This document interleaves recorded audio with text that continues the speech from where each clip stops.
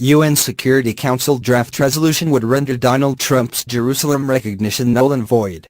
The UN Security Council is considering whether to render all decisions about the status of Jerusalem void, just days after U.S. President Donald Trump acknowledged the city as Israel's capital. The 15-member UN Security Council is reviewing a draft resolution that would rescind such decisions and demand that all states comply with Security Council resolutions regarding the holy city of Jerusalem, according to a draft obtained by Reuters. The draft does not mention Mr. Trump or the U.S. specifically. The one-page draft resolution affirms that any decisions and actions which purport to have altered the character, status or demographic composition of the holy city of Jerusalem have no legal effect, are null and void and must be rescinded in compliance with relevant resolutions of the Security Council. The draft resolution also instructs member states not to establish diplomatic missions in Jerusalem. The UN maintains that the status of Jerusalem is a final status issue that should be negotiated between the Israelis and Palestinians. The document was drafted by Egypt, and diplomats say it has broad support, though it will likely be vetoed by Washington. A UN Security Council resolution needs 9 votes in its favor and no vetoes from the US, France, Britain, Russia or China in order to pass.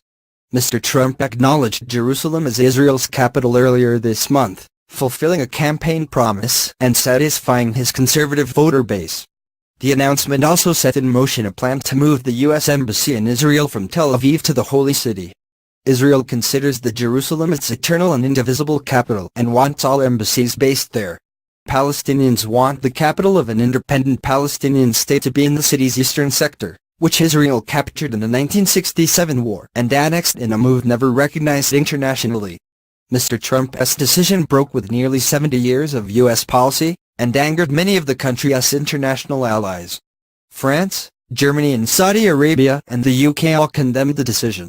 The EU's foreign policy chief, Federica Mogherini, firmly stated that the bloc would not be following the U.S. president's lead. Protests broke out in the West Bank and Gaza shortly after the decision was announced. An estimated 3,000 people marched, burned Israeli flags and stamped on posters of Mr. Trump. Protesters also demonstrated in Amman, Rabat, Beirut, Cairo and Pakistan. More than 50 Muslim nations have jointly condemned the decision. Palestinian President Mahmoud Abbas declared that the U.S. was no longer qualified to sponsor the peace process, and Turkish President Recep Tayyip Erdogan deemed the U.S. role over in brokering peace in the region. The Independent has